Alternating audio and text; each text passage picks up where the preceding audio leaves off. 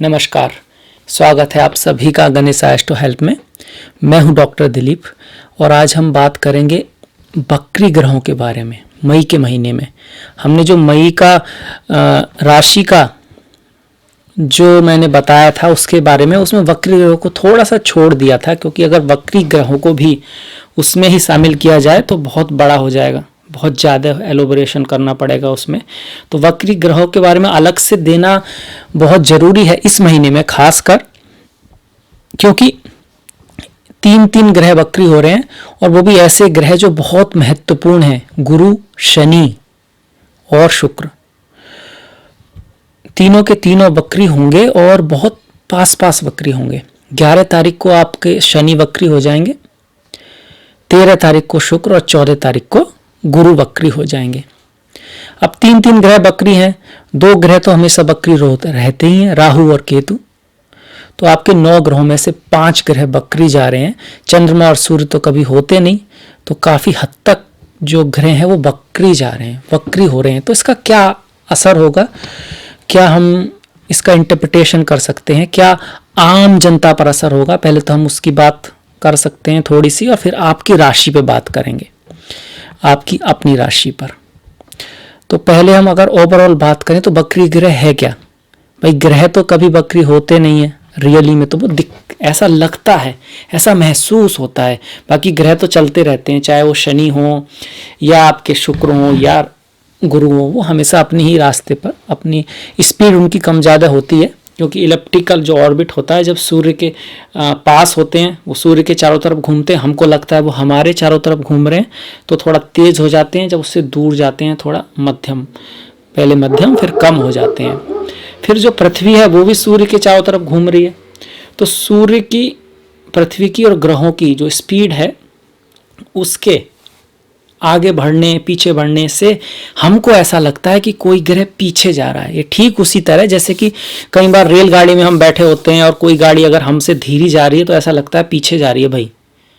ठीक इसी तरह से हमको ऐसा लगता है कि वो ग्रह रेट्रोग्रेड हो रहे हैं। वास्तव में वो रेट्रोग्रेड नहीं हो रहे होते हैं। एंगुलर जो दृष्टि होती है, एंगल जो बन रहा होता है उसका हमसे इस तरह का बन रहा होता है कि हमको ऐसा लगता है कि वो वापस जा रहा है, महसूस होता है।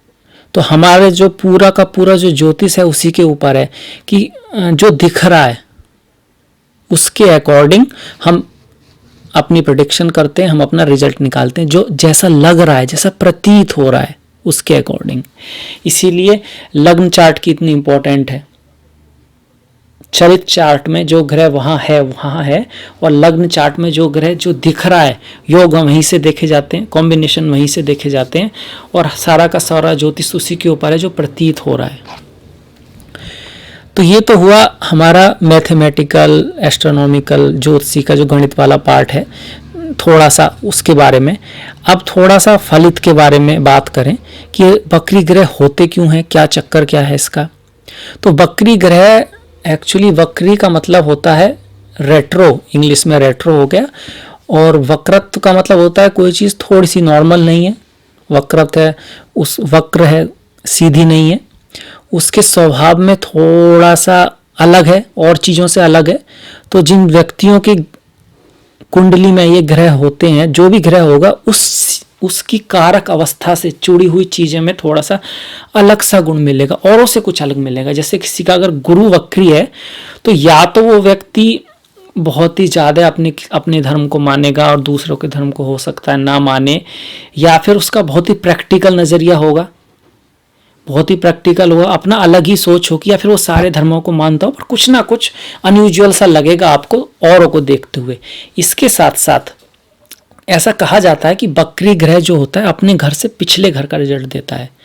एक्चुअली ऐसा लिखा भी हुआ है कि आप पिछले जन्म में वो ग्रह उस घर में था, पिछले वाले घर में था, और उस ग्रह के सारे संस्कार, सारे कर्म किसी वजह से पूरे नहीं हो पाए, उस घर से जुड़ी हुई कुछ इच्छाएं आज भी बाकी हैं जन्म तक। तो इसीलिए वो ग्रह आपकी कुंडली में वक्री है।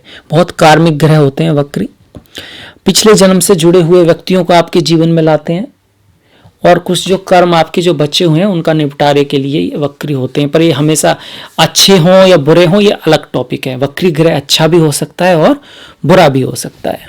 नॉर्मली मोटे तौर पर जो शुभ ग्रह होता है वो वक्री होता है। अगर शुभ स्थान में बैठता है तो अच्छा होता है। पाप ग्रह अगर वक्री होता है और 6, 8, 12 में हो तो ज़्यादा अच्छा करता है, 11 में भी अच्छा करता है। पर शुभ ग्रह ज़्यादा अच्छा करता है केंद्र त्रिकोण में, केंद्र त्रिकोण में। बाकी अलग अलग जो हमारे शास्त्र हैं उनमें अलग अलग लिखा हुआ है। ये भी लिखा हुआ है अगर वक्री ग्रह उच्च का हो तो नीच का सा फल देने लगता है और नीच का हो तो उच्च का सा फल देने लगता है। तो बात यहाँ पर ऐसी है कि उच्च का हो और वक्री हो, वक्री होने से किसी भी चीज़ में शक्ति आती है, शक्ति आती है पर उथल पुथल के साथ। वक्री ग्रह जहाँ भी होता है उस चीज़ से जुड़ी हुई चीज़ें बड़ी इंटेंस होती हैं। तो पहले से ही उच्च का है, ऊपर से वक्री हो गया तो आपने कहा होगा, सुनी होगी कहावत, अति का भला न बोलना, अत की भली न चुप। मतलब अति की तो ना तो बोलना अच्छा है ना चुप रहना अच्छा है, अति की तो ना धूप अच्छी है और ना छाया। तो एक तरह की अति हो जाती है उच्च में ऊपर से। तो किसी चीज़ की अधिकता के कारण, किसी चीज़ के बढ़ने के कारण, मतलब कि डिसिप्लिन अच्छी बात है पर इतना डिसिप्लिन हो गया कि भैया टांग टूट गई, उसके बाद भी कह रहा है भाई मुझे तो दंड बैठक मारनी है, तो क्या होगा उससे? कुछ ऐसा, कुछ मिलता जुलता किसी भी चीज़ की अति जब हो जाती है तो वो बुराई बन जाती है। तो इस तरह से कहा गया है। ठीक उसी तरह से अगर ग्रह नीच का है, वक्री हो रहा है, तो वक्रप्त होने से उसमें चेष्टा बल आता है, थोड़ा सा बल आ जाता है का, तो वो काफ़ी अच्छा कर जाता है। उसे वो नहीं रहा, वो नीच का नहीं रहा, उसमें बल आ गया तो बोल देते हैं वो अच्छा करता है। एक और चीज़ है जुड़ी हुई बकरी से कि बकरी का मतलब होता है पीछे मुड़ के देखना। जो मैंने बताया कुछ चीज़ें रह गई हैं आपके पिछले जन्म में, कुछ कर्म रह गए हैं तो वो आपको अपनी तरफ बुलाएंगे। तो ग्रह जो है ना पीछे मुड़ मुड़ के देख रहा है, तो कुछ लोग बोलते हैं वो पीछे के घर का हिसाब देता है, पिछला जो घर है उसके अकॉर्डिंग फल देता है।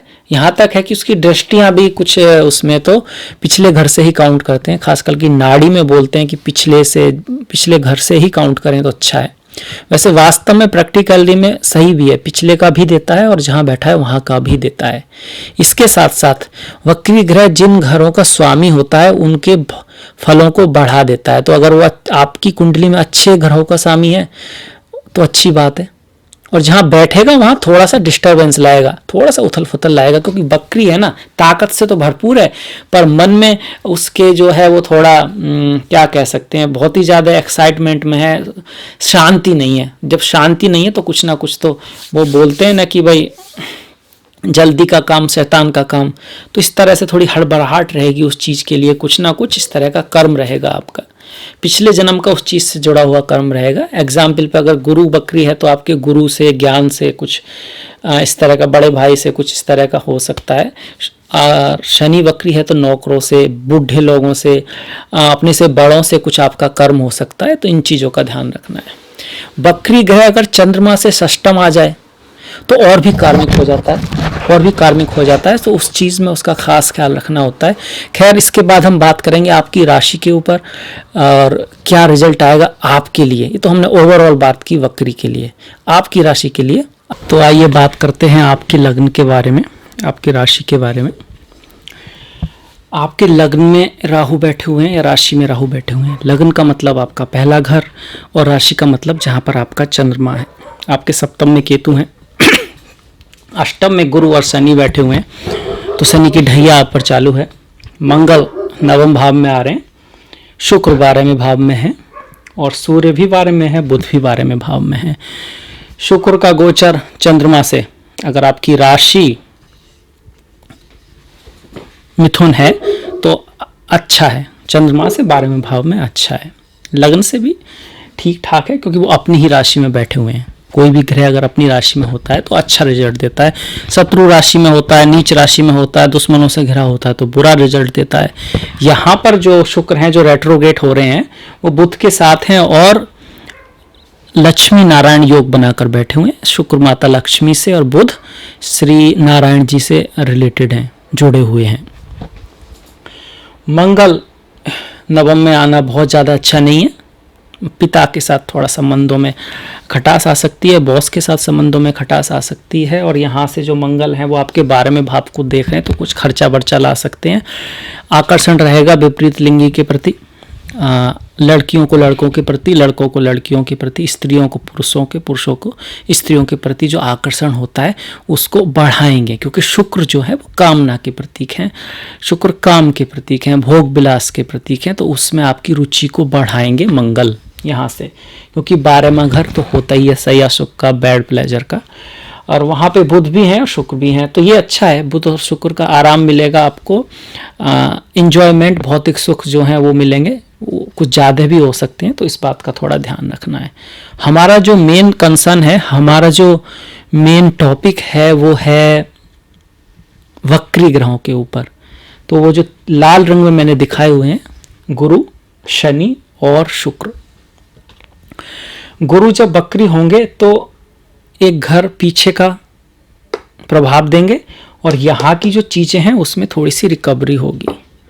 तो एक तो बातें ये होंगी कि गुरु से जो जुड़ी हुई चीज़ें हैं वो थोड़ा रिपीट होंगी। रेट्रो, वक्री का मतलब वापस जाना, पीछे आना, चीज़ों जो पहले चीज़ें हो चुकी हैं वो वापस आएंगी। ऐसे कुछ लोग जिनसे आपकी पहले मुलाकात हुई थी काफ़ी दिन पहले, उनके फिर से फ़ोन आ सकते हैं। आपका कोई पुराना दोस्त, आपका कोई पुराना गुरु आपसे मिल सकता है, या फिर कोई ऐसा गुरु, ऐसा व्यक्ति, ज्ञानी व्यक्ति आपको मिल सकता है कि आपको ऐसा लगेगा कि शायद आप इसे तो पहले से जानते हैं, क्योंकि वो आपके पहले जन्म से कोई ना कोई रिश्ता रहा होगा। इसके साथ साथ शनि, आम लोगों से बहुत से ऐसी मुलाकात होगी जो मिले जुले से लगेंगे, ऐसा लगेगा, या फिर तो बहुत सारे लोग जो आपकी जीवन में इस टाइम में कुछ ऐसे आएंगे अगले 3 महीनों में जिनसे आप काफ़ी दिन पहले मिले थे, क्योंकि रेट्रोग्रेड जो प्लैनेट होते हैं वो पुरानी चीज़ों को वापस लाते हैं, और ये शुभ भी है, ये शुभ भी है। तो यहाँ पर जो शनि है वो और गुरु दोनों ही, अचानक से कोई रिश्ता, अगर कोई नुकसान हुआ है अचानक से, अगर आपकी कोई बीमारी चल रही थी लंबे टाइम से, तो उसमें रिकवरी लाएंगे, स्वास्थ्य में सुधार लाएंगे।